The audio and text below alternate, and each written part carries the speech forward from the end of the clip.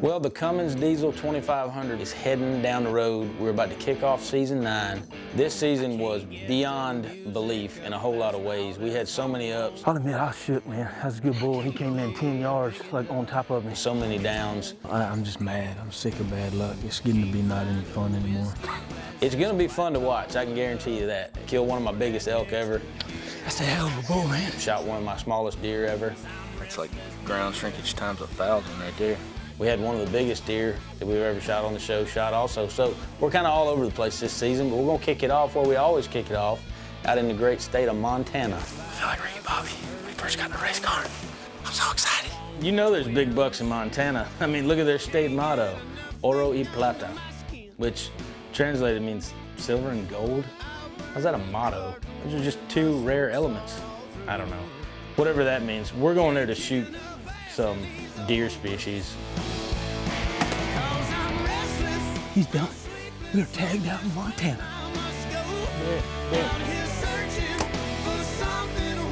The big almost 9. Now, why do we go to Montana every year? Well, because we've got a 100% success rate for the last 6 seasons for filling the Orca cooler full of delicious protein and the back of the truck full of antlers of some type. I'm about to go freaking bear hug this one right here. Yes, sir. Look at that old warrior. That Smoke City. Boom. Crashed and burned. that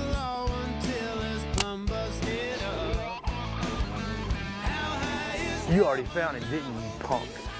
While we've killed the heck out of some whitetails in Montana every year, we've never brought back good elk. We've had a lot of really good close encounters, but we just never could seal the deal on a Montana elk. walked right by us. At one point, he was 25 yards. But like I said, there was trees like this, covering his vitals completely. So I'm watching him 25 yards broadside right here. No vitals. So we're hoping that if we can get the whitetail hunting done quick enough, that we'll get on some elk too with our buddy Jordan and our buddy Austin.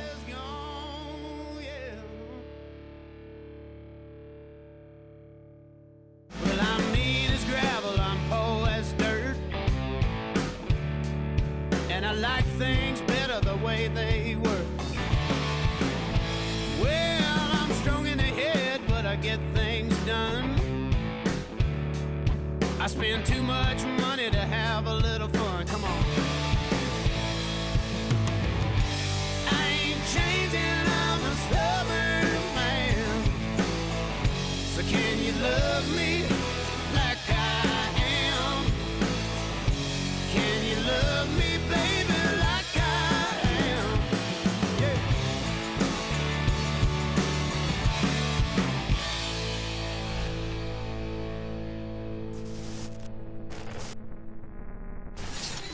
Well, we're pulling into town here, Townsend, Montana. We've never hunted here before, but we're gonna meet the boys and have some dinner. We'll be hunting tomorrow. I've been driving since last night from New Mexico, picked Josh up at my buddy's house in Colorado, and now here we are in Montana, almost 24 hours later. So it's been a long one, man. Pulling in the restaurant right now, and then we're gonna get to hunting tomorrow. For the past couple of years, we've been going with the Idings brothers, Cody and Jordan, on their place in Montana, and it's been phenomenal. The problem with this year, the way I understand it, is the family kind of divided up the hunting rights a little bit, so we lost our spot to hunt. When Jordan found out we couldn't hunt there anymore, he immediately made some phone calls and found us a pretty good piece of ground in Townsend, Montana, or right outside of Townsend, Montana, that it looked like it had some promise to it. There's a bunch of deer over here in those trees. That's what we were gonna try and talk to those people. Oh, okay. Oh yeah, there are a bunch of deer over there. Y'all said y'all saw some pretty decent couple of bucks the other day. Yeah, that's where they all come out of, and there's that corner right there where that property meets. And that's where they've all been funneling out of that back stuff. You guys could sit in that wood thing if you really wanted to too. I don't know how good it'd be. Where is it? That little wood shack thing. right for it. There was only really one good tree to hang an X stand in, so that's the one we hung it in. Well,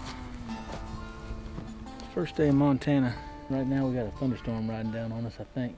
I hope it goes that way. I don't like a thunderstorm. There's a lot of things I'll die for. My family, my country, maybe my really, really good friends. But a deer ain't one of them. I don't know what it is. Just something about dying from getting struck by lightning. It just doesn't appeal to me. I love whitetail hunting, but I'm not in love with whitetail hunting, if you know what I mean. If you gotta get rained out, this is the way to get rained out right here. Not hunkered down under some tree hoping you don't get struck by lightning. It's a good thing we elected to stay back in the truck. It's supposed to do this through 8 o'clock, but there's a big pocket of blue cloud right there. But then on the other side of it is a big gray rainstorm. So it's just all about being in the right place at the right time. We may have to brush in some ground blinds because there's not but one good tree to get in. So it's a cool little spot, but we don't know anything about it. And we were hoping today was going to be our first day to scout it and kind of see what was up with it. But I guess that might have to be tomorrow. We sat out the rainstorm in the Ram. We've got one tree stand hung. We've got deer moving all out in front of us across the river. We've got maybe one little pocket where there's not a thunderstorm. You can see all the black storm behind me. But we've got one pocket of daylight, and we're hoping to get maybe an hour, hopefully 2 hours, which is till dark. This ought to be interesting. If we jump one up, I've got a buck tag and a doe tag, so if we see some deer, we might try to stalk them. And if not, we're just gonna be trying to make our way to the stand through these willows and some of this other stuff right here. But this is our first official hunt in Montana for the year.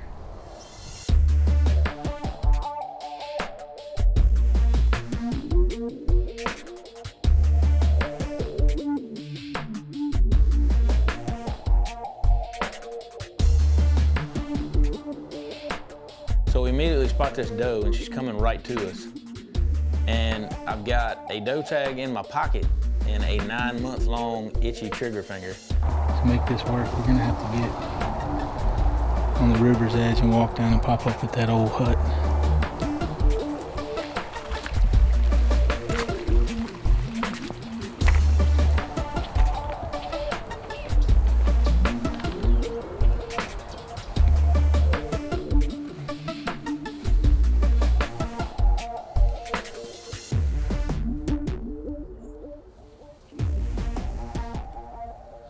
So Josh and I are sneaking down the river. We ease up over the bank, and the first thing I see is a big old nanny doe.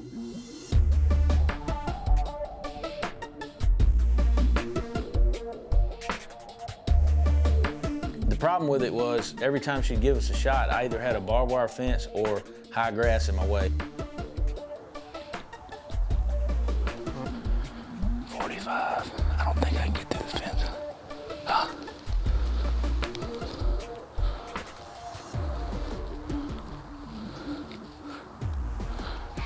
I had her perfect, dude. So, unfortunately, we had to let her slide. That was really cool. Doe came in to investigate.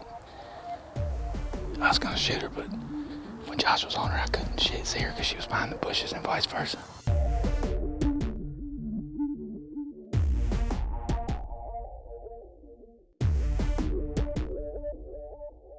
The closer we got to the stand, the more deer started filtering out into this field. And as they say, there are many a slip betwixt a cup and a lip. So we could really screw something up if we weren't careful. Yeah, dude, it's gonna be impossible to get in that tree stand. It's surrounded by deer. The bad news is this is the only spot we got. If it was like we had 5 stands to choose from, I'd say go ahead and get in it, but if we blow up this spot really bad the first night, we might not get near another deer. We just decided to back on out to where we had some cover, stay away from the tree stand. We get back near the truck, and there's deer moving all around us. Some are crossing the river, and we got in position, kind of ran up and got in position, and it looked like I was gonna get a broadside shot on a deer standing in the Missouri River. But we never could get it done, man. So day one slipped right through our fingers. Well, we're back out here in Moose Field. Last night when Josh and I were going back to the hotel room, we saw moose trapped in the fence, a big moose. And now there's looks like a full-grown moose and a calf over here bedded down under our tree stand. We're on the haystack this morning. Josh and I were about to leave last night, and there was deer like all in the river, and we climbed up on this haystack to kind of get a look at what we could see. and it's pretty cool, man. It's just like hunting out of a tree stand. I'd just be interested to see the first deer. I got about a 40-yard shot at the river, and the deer walk up the riverbank right here. Be interested to see if they pay any attention to me and Josh sitting up here. But look at Montana right now, man. This is beautiful. You can't find a prettier place than this right here. It's unreal. I don't know what I can say about this place other than we hadn't really got it figured out yet. We've got one tree stand, and it's gonna be hard hunting this week. If we kill a deer, we're definitely gonna earn it. We're gonna figure them out though. Well, after the deer stopped moving for that morning, we decided to get down and meet Jordan for lunch. And during lunch, he gets a call from one of his buddies that not too far from where we were at, they had spotted a whole bunch of elk with some really nice bulls in the herd. So I was gonna take my elk tag and see if we couldn't get it done. All right, well, we were deer hunting this morning on the hay bale, and didn't see a whole lot going on, man. That spot is it's gonna be really tough to hunt, but got the call from Jordan, and he said a buddy of his up the road called him and said they got some elk on their property. So we are the elk police in this case to try to make sure these elk weren't gonna terrorize this community. And I do have an elk tag in my pocket, so it's actually pretty exciting, especially when the deer hunting's kind of been slow. Looks like we drove to Kansas or Iowa or somewhere. I don't know where these elk are going to be hiding, but it ought to be interesting anyway. Good to meet you, brother. For sure. They're elk just scattered. So normally there's that long ridge that comes down. There's a few right on top of that. I'd have you guys go on the back side, and you guys can just walk in.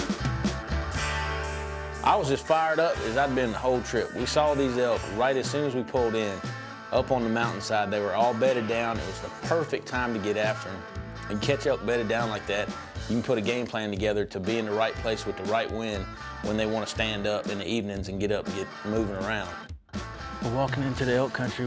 Went from being whitetail hunting to all of a sudden now we're hunting back on this place of, I don't even know how to tell you the story. It's like a friend of somebody that called Jordan's brother. So they seem like real nice people. They let us hunt their elk property. Anybody that's letting us do that seems pretty cool to me. Try to put a game plan together, man. This is unusually fortunate for us. So hopefully one of us, either me or Jordan or somebody, gets the elk.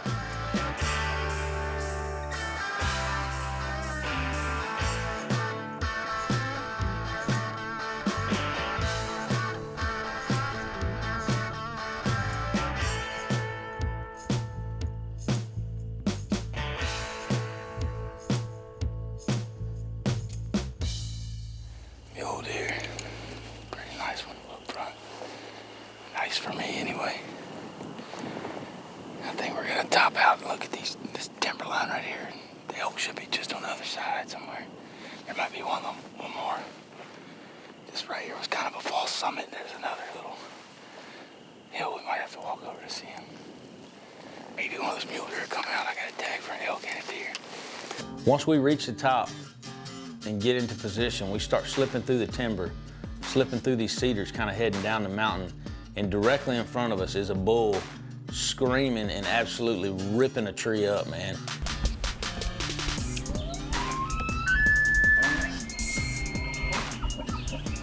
He's real close.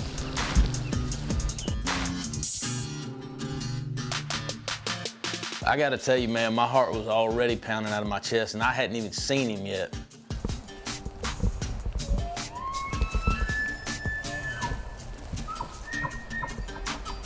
At that point, Austin and Jordan slipped up the mountain into position to start trying to call this bull to pull him past us. Josh and I are just taking it one step at a time, just easing down through these cedars, trying to find an open shooting lane.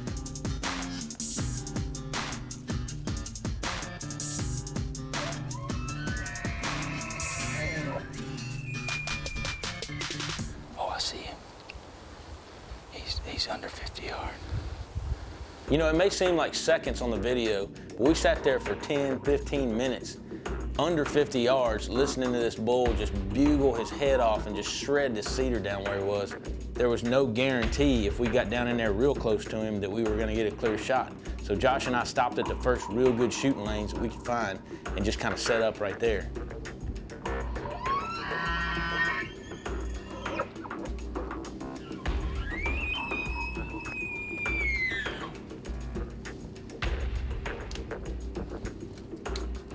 So the elk hunt has come down to that moment when you know something is about to happen. You can hear his footsteps coming up the hill.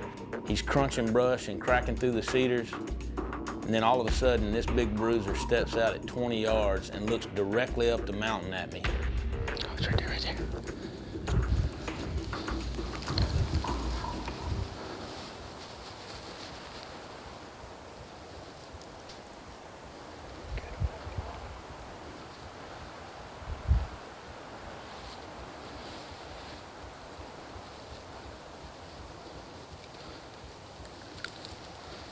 You ready?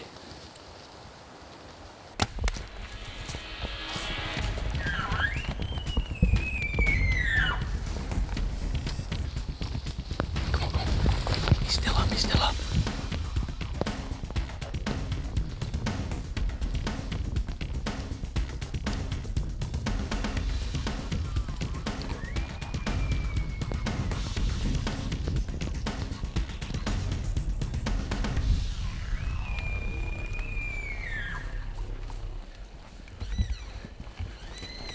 He was pumping blood good. He's pumping blood. Arrow went in him about that far, foot far. But he's limping. You see him bleeding? He's gotta go down. I know elk are tough. I'm used to shooting whitetail.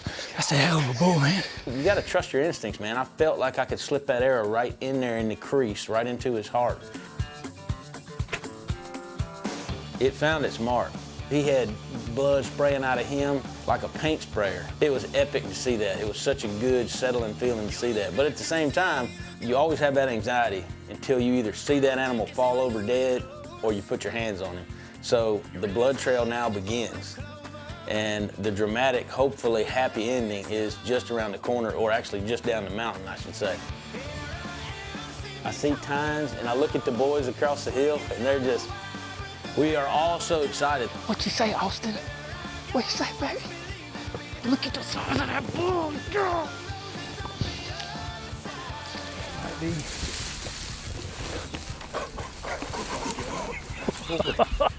Killing a bull elk is such an accomplishment and such an honor, really, that everybody in the group that experienced it with you and was a part of that hunt, from the camera guys to the guys who helped pick out the spotter, the guys that called, everybody who's with you on that hunt. Just because you're the guy flinging the arrows, that's everybody's bull, man. That's unbelievable, man. That's unbelievable. That's awesome. We're here, man, Montana. We were deer hunting. We were going to elk hunt, basically, if we got an opportunity. And this happened fast. This is not the way it usually happens. And Austin and Jordan got set up behind us, called this bull right in, 19 yards, slightly quartering two, had to shoot through a little bit of a bush, but I slipped that rage right in front of his shoulder. And he was just, God, he was gushing blood, wasn't he, boys? So we're here in Montana. We're gonna keep the party going. I still got a deer tag, but we don't even need another party. This is party enough for all year right here. Man, a great big old special thanks this week to Cody, Jordan, and Austin, and also my new best friend, John. Without him, none of this would be possible. Montanans, y'all are some good people.